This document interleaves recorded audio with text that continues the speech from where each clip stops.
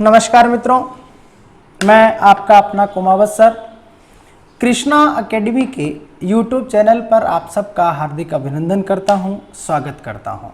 मित्रों, हम कारक पढ़ रहे थे और पिछले कुछ क्लासों में हमने 8 कारकों में से 6 कारक कर्ता, कर्म, करण, संप्रदान, अपादान और अधिकरण कारक हमने पढ़ ली हैं। मैं चाहूँगा संबंध कारक। आज हम पढ़ेंगे अधिकरण कारक। क्या है अधिकरण कारक? सप्तमी विभक्ति इसको कहते हैं। अधिकरण कारक क्या हुआ भाई?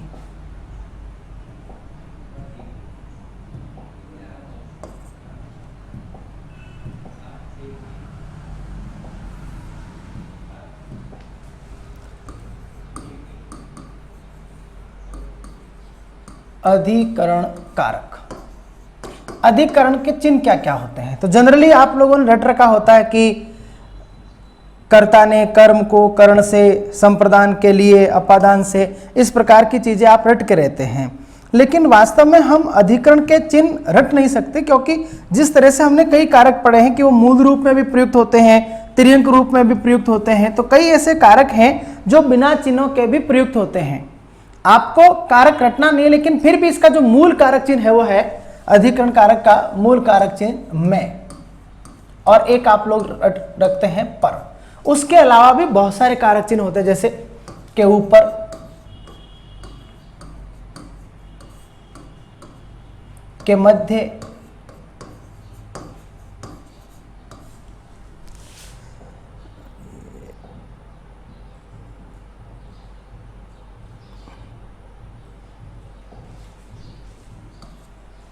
के भीतर, के बीच और को कारक चिन्ह का भी प्रयोग होता है। चौथी बार पढ़ रहे हैं तो कई बार नहीं भी होता है। ये जो जीरो लगा रहे हैं उसका मतलब है मूल रूप, क्योंकि हमने आरंभ में भी पढ़ा था कि कारक 2 रूपों में प्रयुक्त होते हैं, मूल रूप और तिर्यंक रूप। मूल रूप वो होता है जिसके साथ किसी प्रकार के कारक चिन्ह का प्रयोग नहीं हो, और तिर्यंक रूप वो होता है जिसके साथ कोई न कोई कारक चिन्हों का प्रयोग हो। अधिकरण कारक भी कई बार तिर्यंक रूप में प्रयुक्त होता है, हम आगे चर्चा करेंगे। अभी हम कारक चिन्ह की बात कर रहे हैं कि कौन कौन से कारक चिन्ह इसके साथ प्रयुक्त होते हैं। देखिएगा, आपने 2 याद कर रखे हैं, लेकिन उसके अलावा और भी हम पढ़ रहे हैं। के ऊपर भी होता है, के मध्य, के भीतर, के बीच, और को का भी प्रयोग होता है। अब ये को कारक चिन्ह आप चौथी बार पढ़ रहे हैं। इससे पहले आपने सबसे पहले कर्ता कारक के साथ भी पढ़ा, फिर हमने कहा कर्म कारक का ये मूल कारक चिन्ह है, फिर आपने संप्रदान कारक में पढ़ा, और आज हम अधिकरण कारक में पढ़ रहे हैं। कैसे अंतर करेंगे इन सब के बीच में, इससे पहले अधिकरण कारक की परिभाषा। जिस तरह से आप कह रहे थे कि ऐसा संज्ञा शब्द अथवा ऐसा सर्वनाम शब्द जिससे किसी काम के करने वाले का बोध होता है तो उसे हम कर्ता कहते हैं। ऐसा शब्द जिससे ये पता चले कि ये उस व्यक्ति के द्वारा किया गया कर्म है तो उसे हम काम है तो उसे हम कर्म कह रहे थे। ऐसा शब्द जिससे ये पता चले कि वो वाक्य में संपन्न होने वाली क्रिया का साधन है, कारण है या रीति है तो उसे हम करण कह रहे थे।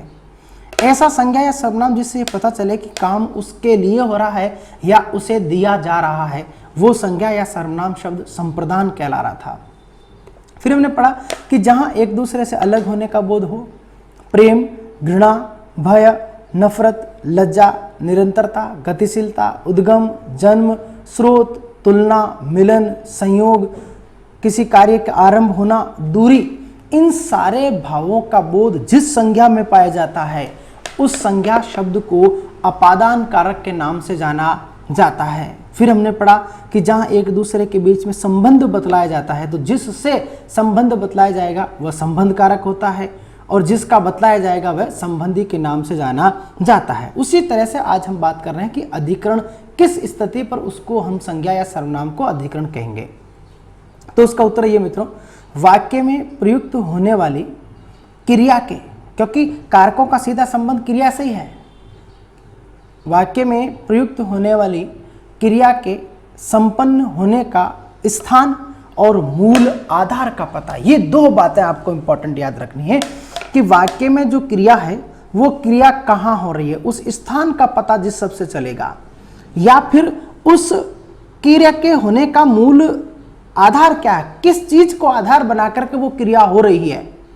इन दो बातों का पता जिस संज्ञा शब्द से चलेगा, जैसे मैं दो उदाहरण आपके सामने प्रस्तुत कर रहा हूं दोनों का, कि आकाश में बादल छाए हैं। मुझे बताओ बादल छाए हैं, ये छाने की क्रिया हो कहाँ रही है? बादल में या आकाश में। माप चाहूंगा कि आकाश में बादल छाए हैं, ये आकाश आपका क्या है? स्थान है, ये आपका अधिकरण कहलाएगा। मूल आधार की हम बात कर रहे हैं कि ऐसा संज्ञा शब्द जिसको आधार बना करके क्रिया हो रही है, ये दूसरी बात है। जैसे गलती करने पर सजा मिलेगी, आप सजा दे रहे हैं, सजा देने के लिए आप आधार किसको बना रहे हैं? गलती को। अगर आप गलती नहीं करते तो आपको सजा नहीं मिलती, यानी सजा दी जा रही है उसके लिए कारण नहीं है बल्कि उसके लिए आधार बना रहे हैं कि साहब इस कारण से इस आधार है, ये चीज है इसलिए हम ऐसा कर रहे हैं। ये दो बातें प्रमुख तौर पर आपको याद रखनी है। हम परिभाषा लिख देते हैं आपके लिए कि वाक्य में प्रयुक्त होने वाली क्रिया के, वाक्य में प्रयुक्त होने वाली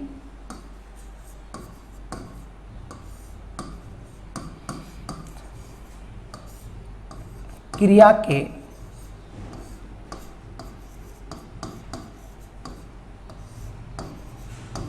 संपन्न होने का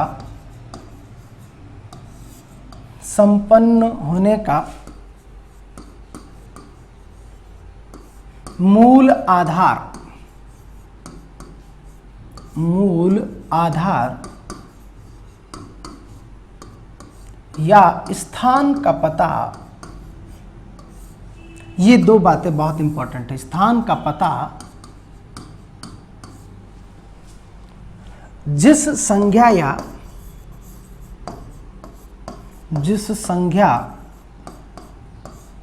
या सर्वनाम शब्द से चलता है, सर्वनाम से चलता है, उसे अधिकरण कहा जाता है। चलता है उसे अधिकरण कारक कहा जाता है, उसे अधिकरण कारक कहते हैं, अधिकरण कारक कहते हैं। ये इसकी परिभाषा हुई कि वाक्य में जो आपकी क्रिया है उस क्रिया के संपन्न होने का मूल आधार क्या है, उसके संपन्न होने का मूल स्थान क्या है। इन दो बातों का पता जिस शब्द से चलेगा वह शब्द अधिकरण के नाम से जाना जाता है।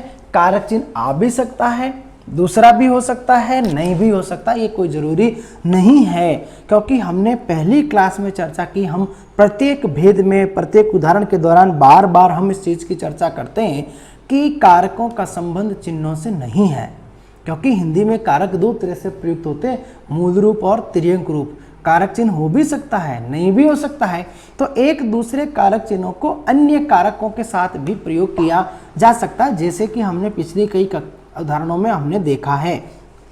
कुछ उदाहरण यहाँ पर हम ले रहे हैं, जैसे मान लीजिए हमने कहा पक्षी, बहुत सारे उदाहरण में लिख रहा हूँ, पक्षी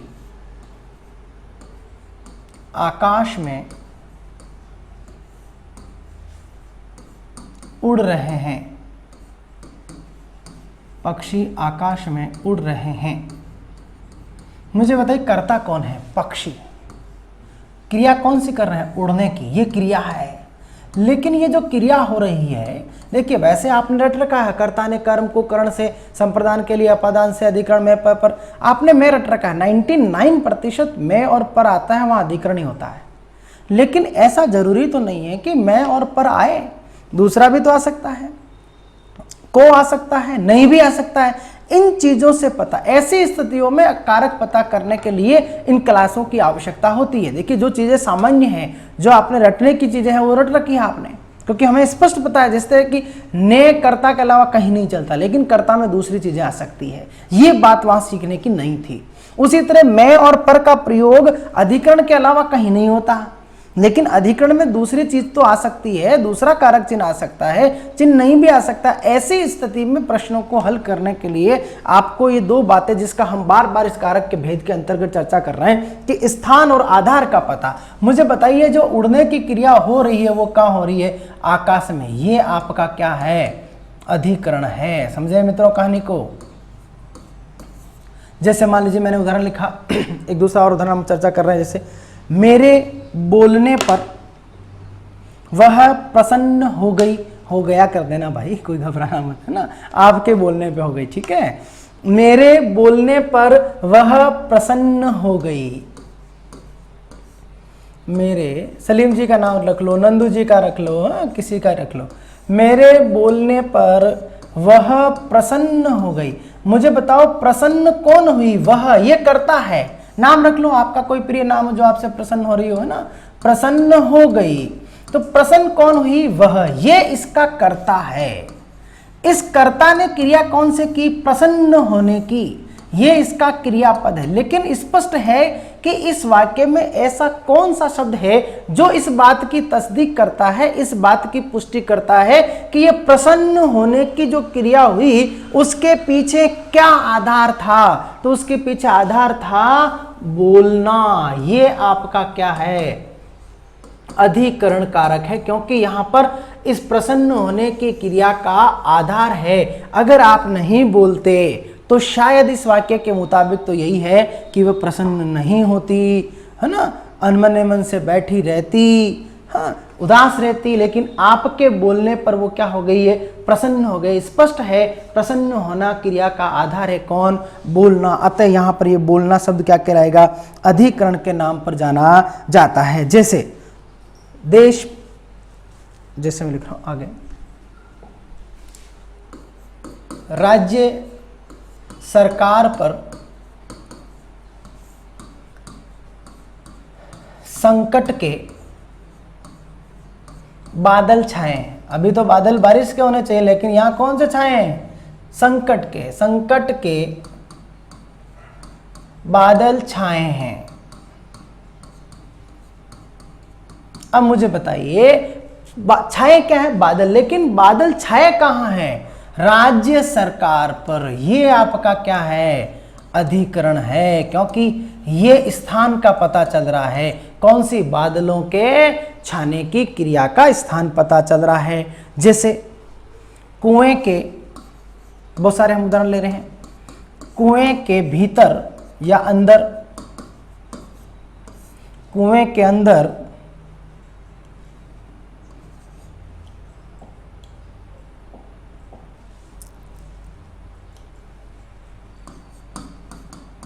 झांक कर देखो।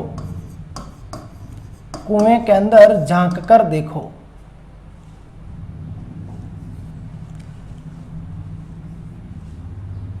अब ये देखना कहां है? कुएं के अंदर। ये आपका क्या है?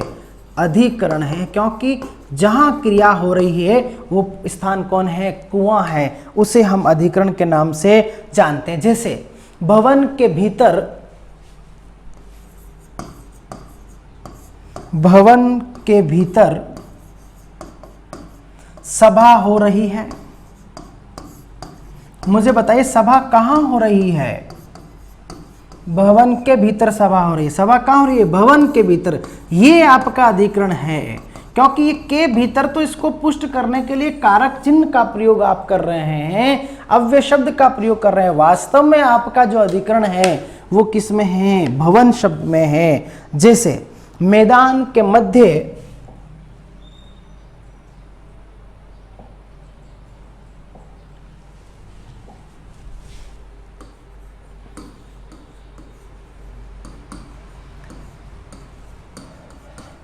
मैदान के मध्य बच्चे खेल रहे हैं। मुझे बताइए बच्चे कहां खेल रहे हैं? मैदान के मध्य। ये आपका क्या हो गया? अधिकरण हो गया, क्योंकि इससे पता चल रहा है कि क्रिया, जो खेलने की क्रिया हो रही है वो कहां हो रही है। जैसे आज का काम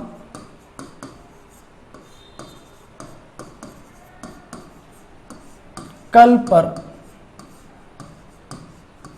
नहीं छोड़ना चाहिए। आज का काम कल पर नहीं छोड़ना चाहिए। मुझे बताइए आप क्या कर रहे हैं? आज का काम कल पर नहीं छोड़ना चाहिए। काम को छोड़ने के लिए आधार किसको बना रहे हो? कल को बना रहे हो। ये आपका क्या हो गया? अधिकरण हो गया, क्योंकि काम को छोड़ने के लिए जो छोड़ना क्रिया है उसको आधार किस पर बना रहे हैं आप? कल पर बना रहे हैं। कल उस काम को कल पर छोड़ रहे हैं, इसलिए क्या कहलाएगा? आपका अधिकरण कहलाएगा। जैसे पेड़ के नीचे, हम लोग लगभग सभी कारक चिन्हों का प्रयोग करके देख रहे हैं। पेड़ के नीचे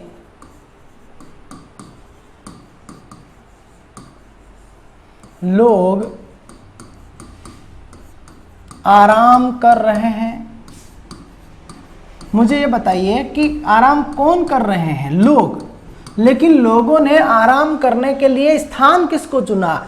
पेड़ को। ये आपका क्या हो गया? अधिकरण हो गया, क्योंकि क्रिया यहां पर हो रही है। जैसे सड़क के बीच में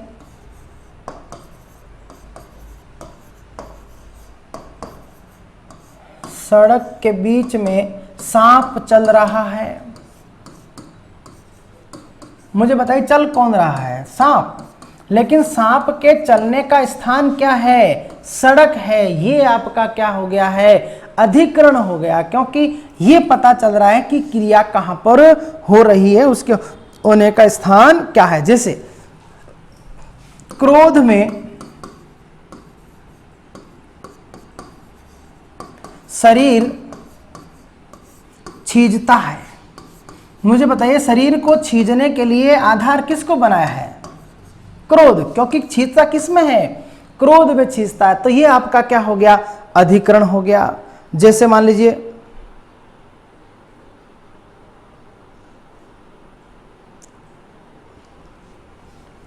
तारे रात में चमकते हैं। मुझे बताइए तारों के चमकने का आधार क्या है? रात है।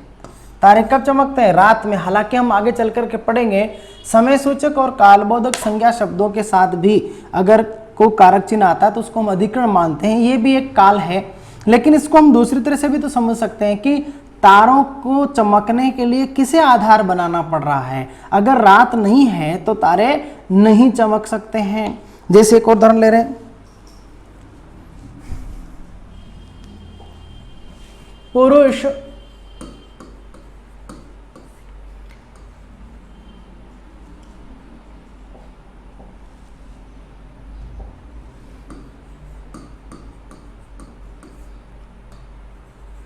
धोती में अच्छे लगते हैं। अब पुरुष अच्छे लग रहे हैं, पुरुषों के यानी इसमें पुरुष अच्छे नहीं लग रहे हैं। पुरुषों को अच्छे लगने का कारण बताया किसको? धोती में, यानी को धोती पहन रखी है, धोती में है इसलिए अच्छा लग रहा है, नहीं तो नहीं लग रहा है। शायद कुर्ते पजामे में होता, पैंट शर्ट में, शूट बूट में होता तो नहीं लगता। इस वाक्य के मुताबिक हम बात कर रहे हैं। तो पुरुष धोती में अच्छे लगते हैं, तो उनके अच्छे लगने का आधार किसको बना रहे हैं आप? धोती को। ये आपका क्या हो गया? अधिकरण हो गया, क्योंकि आधार है, यहां पर ये स्थान नहीं है। हमने दो बातों की चर्चा की थी, एक तो मूल आधार की चर्चा की और एक हमने स्थान की चर्चा की। जहां स्थान और आधार का पता चलेगा तो इस वाक्य में अगर हम पूछना चाहे तो क्या है? आधार है। जैसे हमने कहा औरतें साड़ी में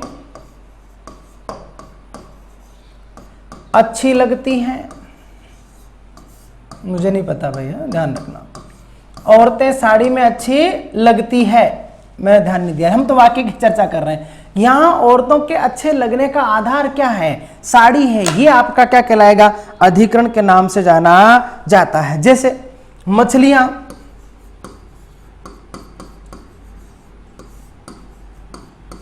समुद्र में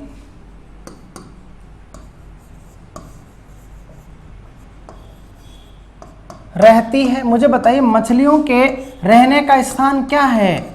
समुद्र है। ये आपका क्या हो गया? अधिकरण हो गया। उसी तरह से जैसे मान लीजिए मैं शिव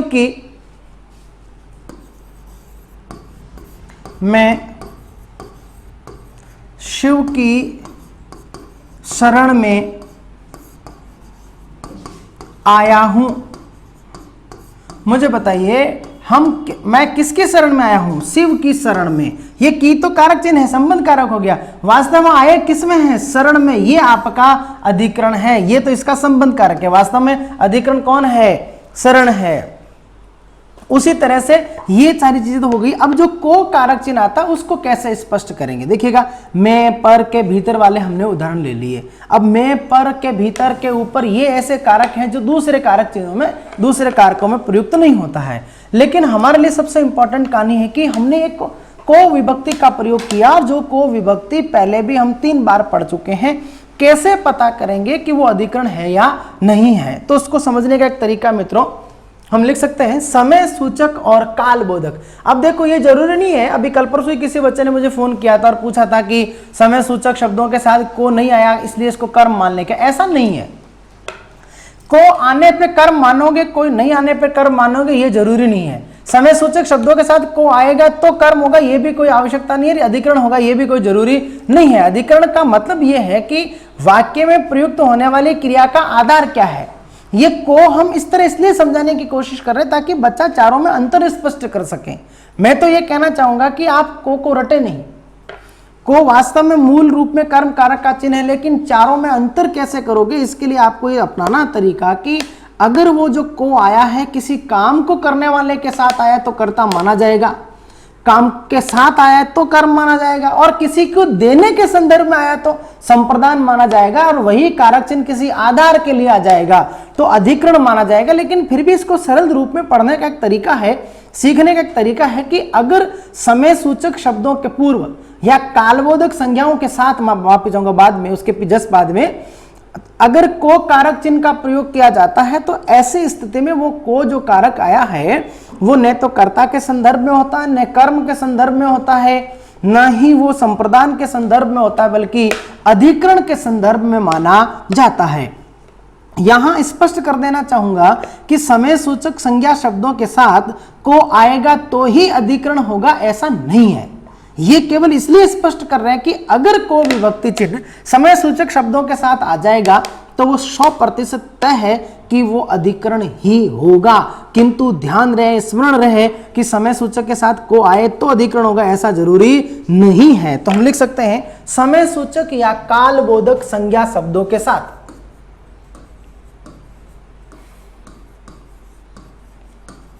समय सूचक या काल बोधक। अब ये समय सूचक और काल बोधक क्या है इसको समझ लेना। काल का मतलब जैसे सुबह शाम, हम कुछ काल निर्धारित कर देते हैं, सुबह शाम दोपहर दिन भर रात भर, ये काल है। समय सूचक का मतलब है आप कोई भी नियत तिथि नियत दिन का प्रयोग कर सकते हैं। समय सूचक या काल बोधक शब्दों के साथ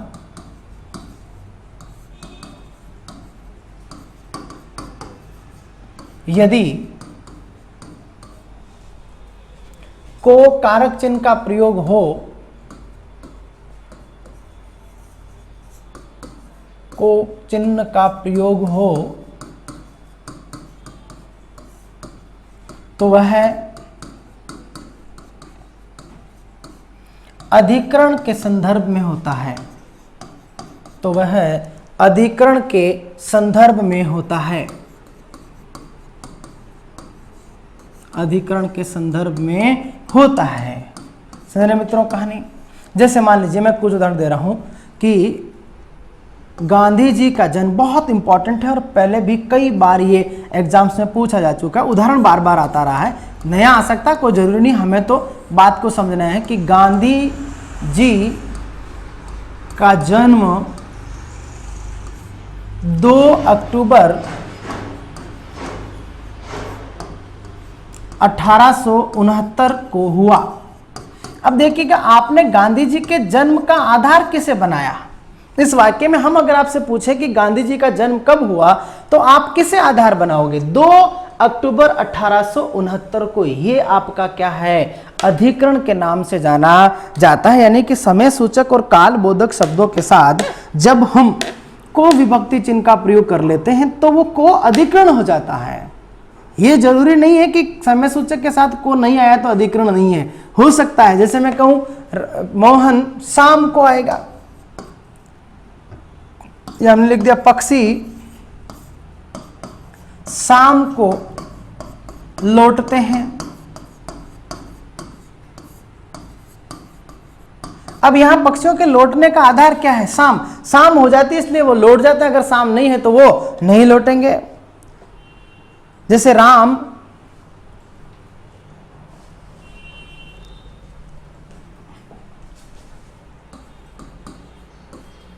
हर बुधवार को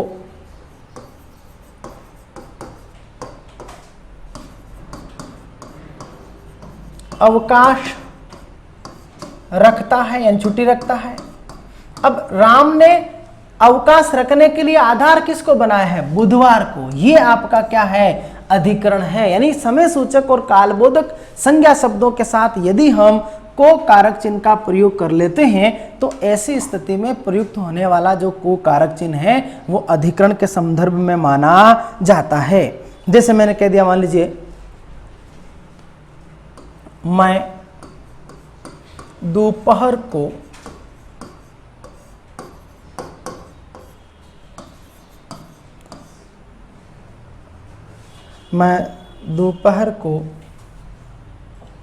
भोजन करता हूं।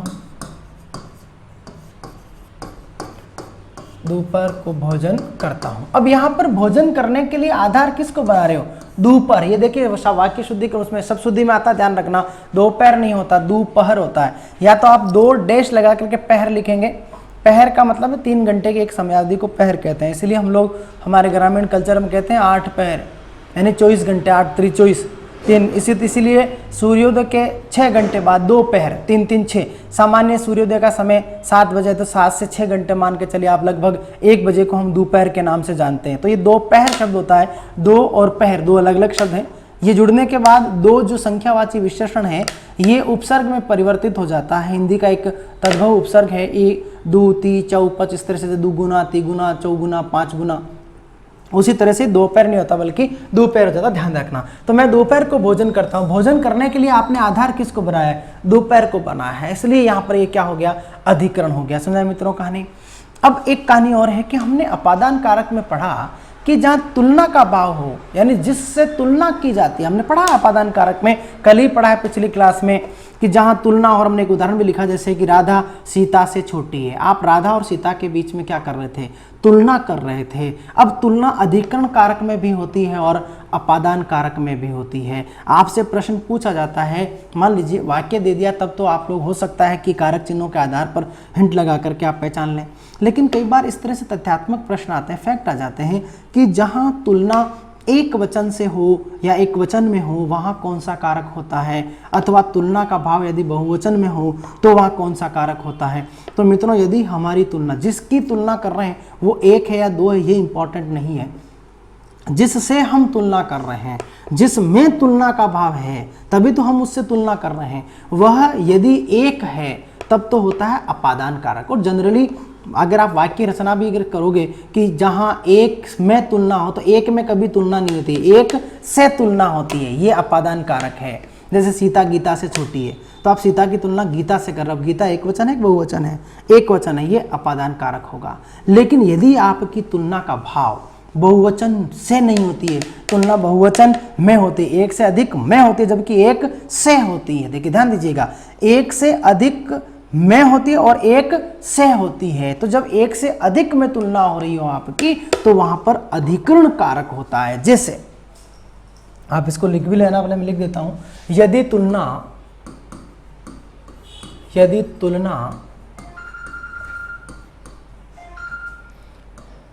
एक वचन में हो, मैं दोनों लिख देता हूं, एक वचन से हो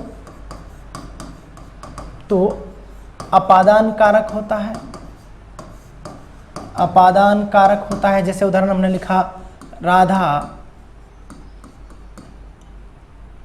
सीता से छोटी है। राधा सीता से छोटी है। ये सीता क्या है? यहाँ पर एक वचन से है, इसलिए इस वाक्य में अधिकरण कारक नहीं होगा बल्कि अपादान कारक होगा। लेकिन अगर आपकी तुलना का भाव, यदि तुलना बहुवचन में हो, 1 से अधिक में हो, प्लूरल में हो, बहुवचन में हो, तो वहां अधिकरण कारक होता है।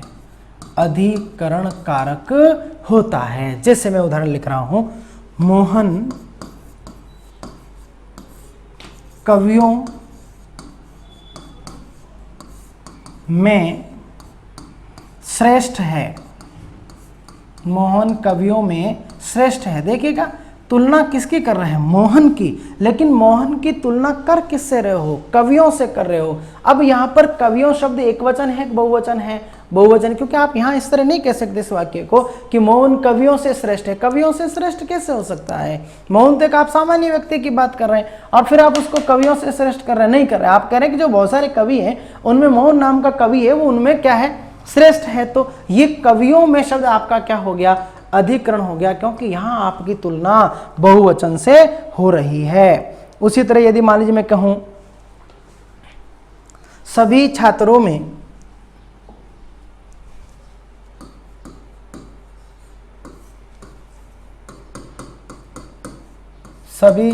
में हरेंद्र होशियार है, तो आप पता कर रहे हैं कि सभी छात्रों में हरेंद्र होशियार है। मैं इसको यूं भी लिख सकता था, हरेंद्र सभी छात्रों में होशियार है। आप तुलना किसकी कर रहे हैं? हरेंद्र की। लेकिन इसकी तुलना कर किससे रहे? छात्रों से या छात्रों में? सभी छात्र, जो इतने सारे छात्र हैं उन छात्रों में हरेंद्र सबसे ज्यादा होशियार है। तो ये हरेंद्र शब्द में आपका क्या हो गया? अधिकरण हो गया। समझ रहे मित्रों कहानी को? उसी तरह से मान लीजिए मैंने उदाहरण लिखा, कृष्ण भक्त कवियों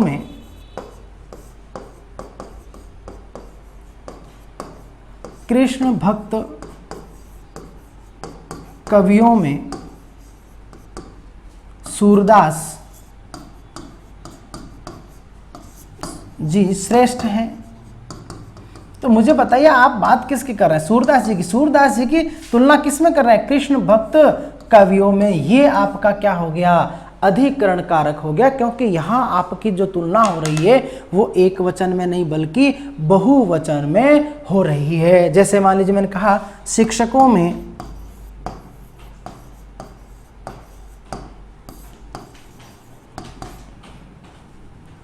मेरे गुरुजी डॉक्टर NC कुमावत, आप हिंदी में लिख लेना इसको, हाँ जी, श्रेष्ठ हैं। आप डॉक्टर NC कुमावत की तुलना कर रहे हैं किससे? शिक्षकों में कर रहे हैं। ये आपका शिक्षकों शब्द क्या हो गया? यहाँ पर अधिकरण कारक के नाम से जाना जाता है। समझिएगा इस बात को। अगर तुलना का भाव एक से हो, एक वचन से हो तो अपादान होगा, और एक से अधिक से हो तो बहुवचन हो, तो वहां पर अधिकरण कारक होता है। अब हम कह रहे हैं अधिकरण कारक भी कई बार मूल रूप में प्रयोग होता है। ऐसा कई बार होता है कि अधिकरण कारक पे भी कई बार कारक चिन्हों का प्रयोग नहीं होता है। और यही सबसे बड़ी हमारे लिए बात है कि हम कारक चिन्ह को छोड़ करके वास्तव में कारक की परिभाषा के अनुसार ही कारक पढ़ते आए हैं कि वाक्य में प्रयुक्त होने वाली जो क्रिया है उसके होने का आधार का पता किससे चल रहा है, अथवा उसके होने के स्थान का पता किससे चल रहा है। ये दोनों बातें जहां पता चल जाएगी वो क्या है? अधिकरण है, चाहे चिन्ह आया हो चाहे नहीं आया हो। जैसे मैं बिना कारक चिन्ह वाले को जो उदाहरण लिख रहा हूं,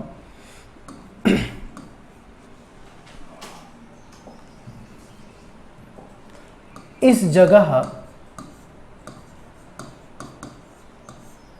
शांति है। अब मैं इसको यूं भी तो लिख सकता था कि यहां पर शांति है, तो पर कारक चिन्ह आ जाता। हमने क्या करा? जानबूझ करके उस वाक्य को परिवर्तित किया ताकि विद्यार्थी से पता चले कि क्या वो अब अधिकरण का अर्थ समझ रहा है या फिर केवल कारक चिन्ह रट करके वाक्य को, बात को पूरी कर रहा है, कंसेप्ट को कंप्लीट करने की कोशिश कर रहा है। आपको कारक चिन्ह रट करके कंसेप्ट पूरा नहीं करना, आपको तो कंसेप्ट को समझना है। इस जगह शांति है। मुझे बताइए जो शांति है उसका स्थान क्या है? इस जगह। ये आपका क्या हो गया? अधिकरण कारक के नाम से जाना जाता। जैसे हम सबके घर सोना बरसेगा। हम सबके घर सोना बरसेगा। अब मुझे बताइए क्या बरसेगा? सोना। लेकिन सोना बरसने का स्थान क्या है? आधार क्या है? कहां बरसेगा? घर। ये आपका क्या है? अधिकरण है, भले ही कारक चिन्ह का प्रयोग नहीं हुआ है। जैसे प्रभु हम आपके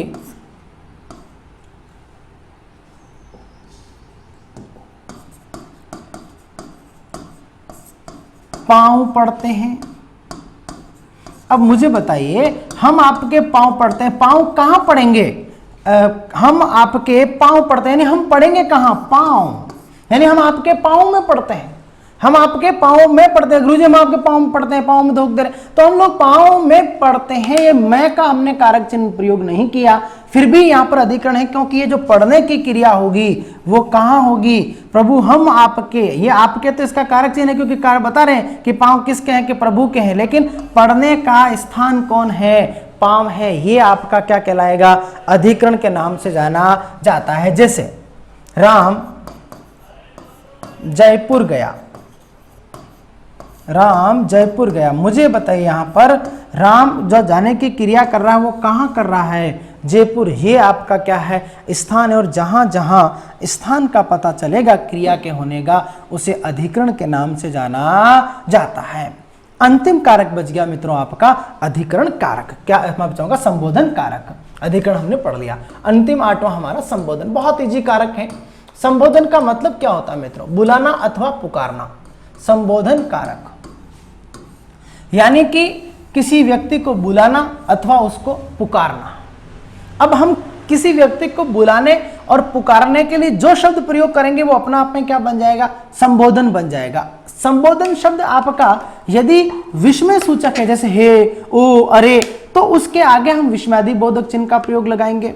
और मान लीजिए हमारा संबोधन शब्द विस्मय सूचक नहीं है, हमने सामान्य नाम पुकार लिया, मोहन तुम इधर आओ, तो यहाँ पर मोहन विस्मय सूचक शब्द नहीं है, तो इस मोहन को ही संबोधन कारक कहा जाएगा। लेकिन मोहन के बाद अल्प विराम कोमा का प्रयोग होगा। ये वाक्य शुद्धिकरण में काम आने वाली चीज है। ये जरूरी नहीं है कि है ओ अरे आएगा तो ये संबोधन है। अरे भाई ये तो पुरानी कक्षाओं में रटाया गया वाक्य है, पर बात रटा दी जाती है कि है ओ अरे। संबोधन का मतलब क्या है? किसी व्यक्ति को बुलाना अथवा पुकारना। आप किसी को बुलाने और पुकारने के लिए जिस शब्द का प्रयोग करोगे वह शब्द स्वतः ही संबोधन बन जाएगा। जरूरी नहीं है कि उसके आगे विस्मयादि बोधक चिन्ह का प्रयोग हो। हाँ, इसका प्रयोग कब करना चाहिए ये बात आपको सीखने की सख्त आवश्यकता है कि यदि संबोधन शब्द आपका सामान्य हो, जनरल हो, तो उसके बाद आप जो है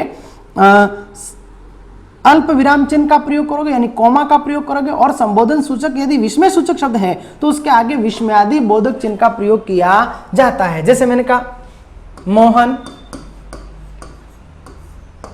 तुम इधर आओ, तो आपने सबसे पहले मोहन को क्या किया? पुकारा ना, उसको बुलाया। तो मोहन को बुलाने के लिए कौन से शब्द का प्रयोग किया? मोहन शब्द का। ये आपका अधिकरण कारक है, संबोधन कारक है। समझ आता हूं? समझ माफी चाहे भाई। जैसे मैंने कहा हे प्रभु, अब आपने संबोधन करने के लिए कौन से शब्द का प्रयोग किया? है प्रभु, कितना अन्याय हो रहा है।